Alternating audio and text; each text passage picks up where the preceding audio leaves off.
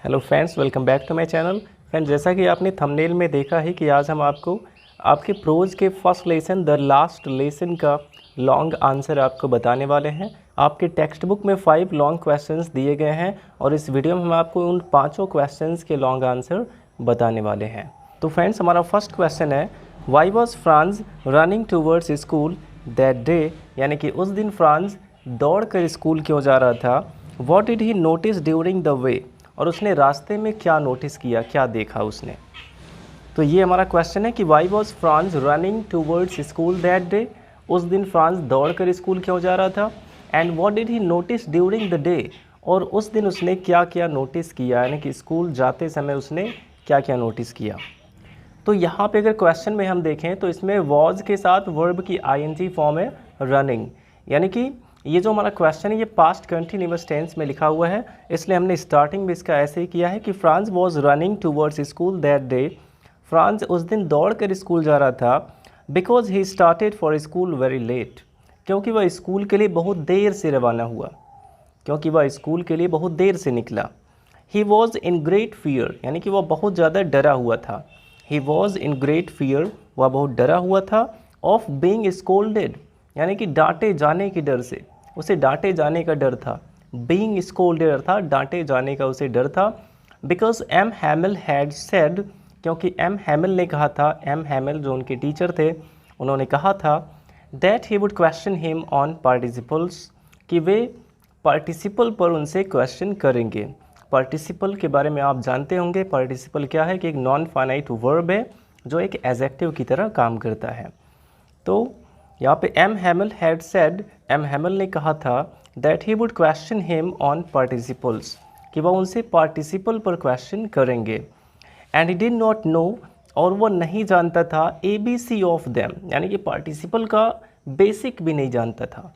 And he did not no ABC of them, यानी कि वह पार्टिसिपल का बेसिक, पार्टिसिपल के बारे में उसे बेसिक नॉलेज भी नहीं थी।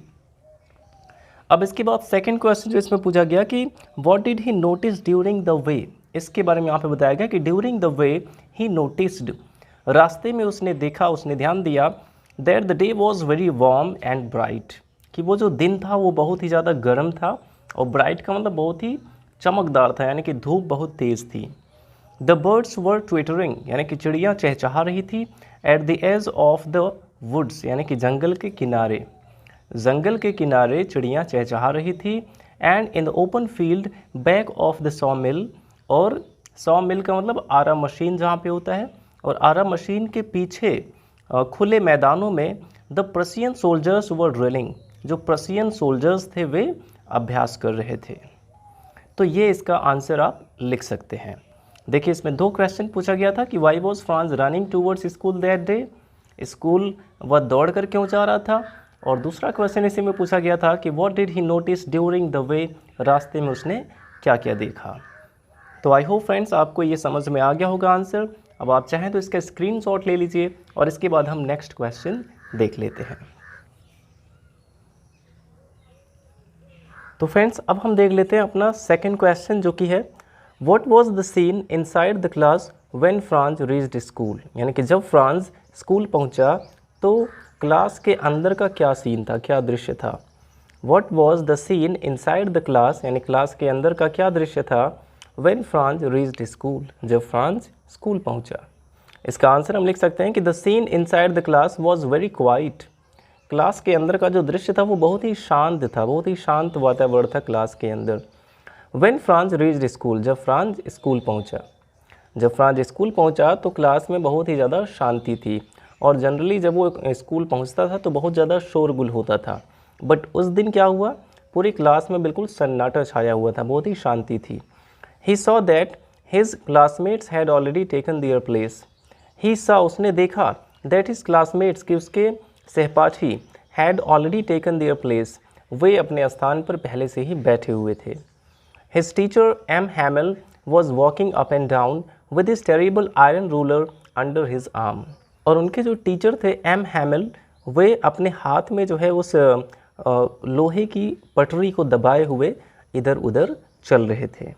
M हैमिल saw him, M Hamel ने उन्हें देखा, यानी कि फ्रांस को देखा। एंड सेड वेरी काइंडली, और बड़े ही प्यार से कहा, go to your place quickly little Franz. वो कहते हैं कि नन्हे फ्रांज तुम जल्दी से अपने स्थान पर जाकर बैठ जाओ। The whole school seemed so strange and solemn, यानी कि वो पूरा का पूरा स्कूल बहुत ही विचित्र और बहुत ही शांत लग रहा था। But the thing that surprised him the most, लेकिन वो चीज़ जिसने उसे सबसे ज़्यादा आश्चर्यचकित किया। But the thing that surprised him the most, लेकिन वो चीज़ जिसने उसे सबसे ज़्यादा आश्चर्यचकित किया, was to see on the back benches, यानी कि पीछे की सीट पर देखना, दैट वर ऑलवेज एम्प्टी, जो हमेशा ही खाली रहते थे। यानी क्लास की जो पीछे की सीट थी जो हमेशा खाली रहती थी, उस पर देखना। किसको देखना? द विलेज पीपल, गांव के लोगों को देखना। सिटिंग क्वाइटली, यानी जो चुपचाप बैठे हुए थे, चुपचाप बैठे हुए गांव के लोगों को देखना। लाइक अदर स्टूडेंट्स, यानी कि अन्य स्टूडेंट्स की तरह। लेकिन उस दिन क्लास में उसे जो सबसे ज़्यादा आश्चर्यचकित किया जिस बात ने, वो ये थी कि क्लास के पिछली सीट पर गांव वाले भी स्टूडेंट्स की तरह ही एकदम चुपचाप बैठे हुए थे। तो ये पूरा दृश्य था जब क्लास में एंटर किया फ्रांज ने उस दिन। तो फ्रेंड्स, अब आप इसका भी स्क्रीनशॉट ले सकते हैं और इसके बाद हम देखते हैं third question.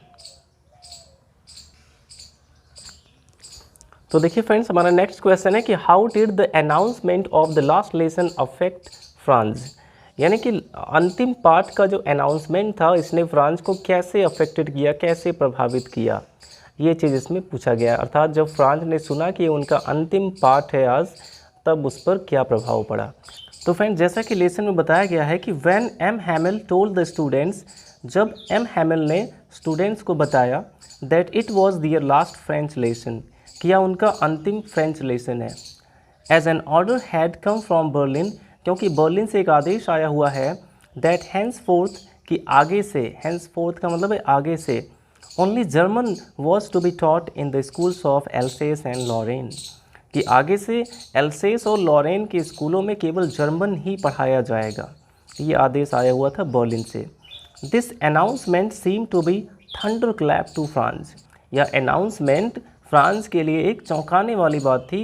As he was surprised and shocked, क्योंकि वह बिल्कुल आश्चर्यचकित था और बहुत ही एकदम सदमे में था।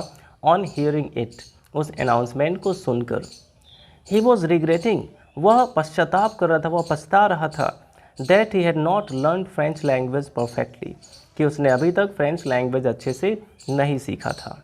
He was sorry for wasting his time in seeking birds eggs और गोइंग स्लाइडिंग ऑन द सार। ही वॉज सॉरी, वह बहुत दुखी था, फॉर वेस्टिंग हिज टाइम, अपने समय को बर्बाद करने के लिए। उसने अपना समय बर्बाद कर दिया था किन चीज़ों में?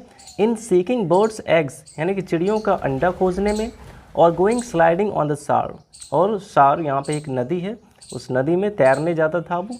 तो इन सभी चीज़ों के लिए वो बहुत ज़्यादा दुखी था कि उसने अपना टाइम वेस्ट किया। Instead of learning his lesson, अपना पाठ तैयार करने के बजाय, अपना पाठ तैयार करने के बजाय वो ये सब करने में अपना टाइम वेस्ट कर रहा था, जिसके लिए वह बहुत दुखी था। अब इसके बाद देखिए, now he was very keen to learn French language, अब वह फ्रेंच लैंग्वेज सीखने के लिए बहुत ही ज़्यादा उत्सुक था।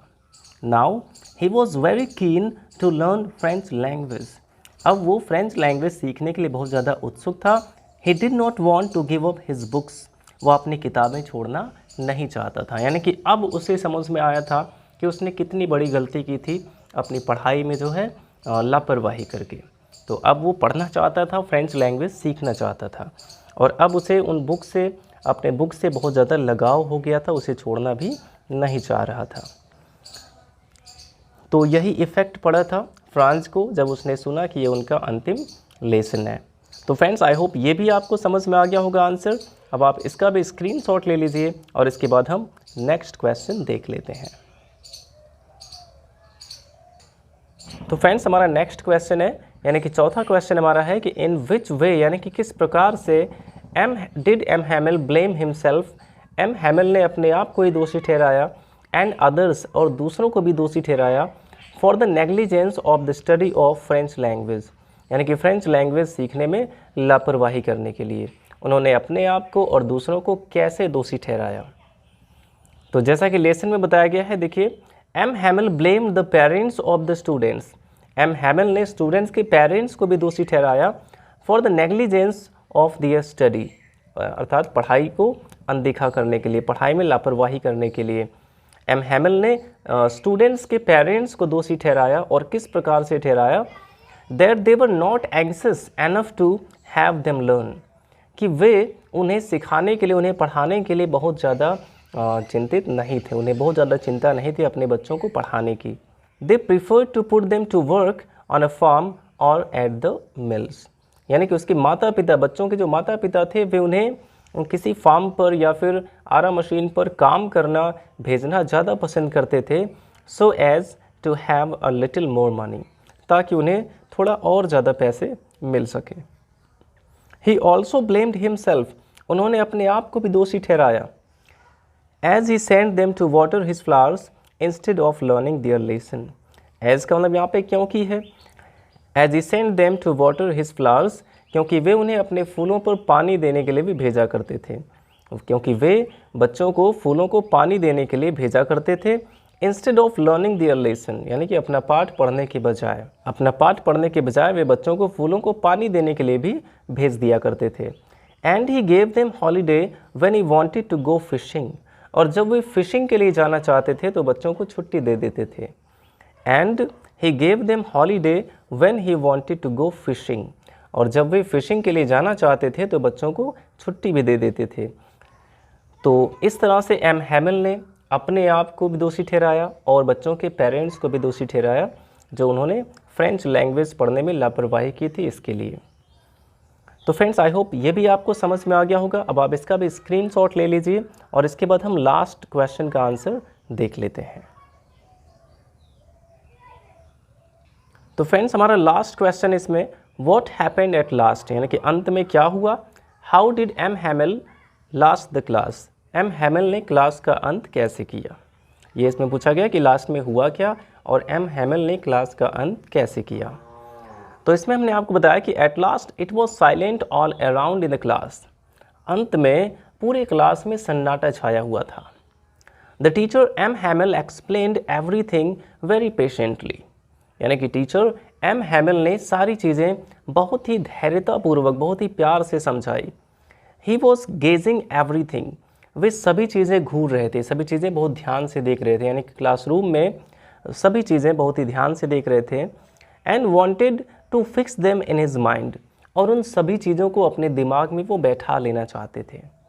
वे सभी चीज़ों को बहुत ध्यान से देख रहे थे और उन्हें अपने दिमाग में बैठा लेना चाहते थे। At last M Hamel turn to the blackboard, अंत में एम हैमिल ब्लैक बोर्ड की ओर मुड़े, और यहाँ पे आप बढ़ा सकते हैं कि टुक अ पीस ऑफ चाक, एक चाक का एक टुकड़ा लिया। एंड रोट, और लिखा, विव लव फ्रांस, यानी कि फ्रांस जिंदाबाद। विव लव फ्रांस का क्या मतलब है? लॉन्ग लिव फ्रांस, यानी कि फ्रांस जिंदाबाद। तो ये उन्होंने ब्लैक बोर्ड पर लिखा। देन ही स्टॉप्ड, तब वे रुके। And leaned his head against the wall, और दीवार के सहारे अपना सिर झुकाकर। एंड विदाउट अ वर्ड, और बिना कुछ बोले, ही मेड अ जेस्चर, उन्होंने एक इशारा किया। विद हिज हैंड, अपने हाथों से, उन्होंने अपने हाथ से इशारा किया। स्कूल इज़ डिसमिस्ड, यानी कि स्कूल अब डिसमिस हो गया है। यू मे गो, अब तुम जा सकते हो। दस ही लास्ट द क्लास, इस प्रकार उन्होंने क्लास का अंत किया। और इस प्रकार हमने आपको इन 5 क्वेश्चंस के लॉन्ग आंसर बता दिए हैं।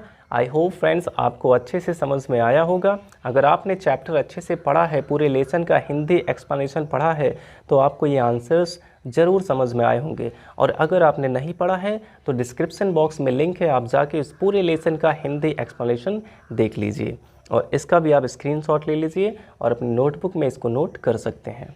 तो वीडियो अच्छा लगा हो तो लाइक करिएगा, और अगर आप अपना कंप्लीट सिलेबस प्रिपेयर करना चाहते हैं इंग्लिश का, तो आप हमारे चैनल को सब्सक्राइब भी ज़रूर करें और अपने फ्रेंड्स के साथ ज़रूर शेयर करें। Thanks for watching.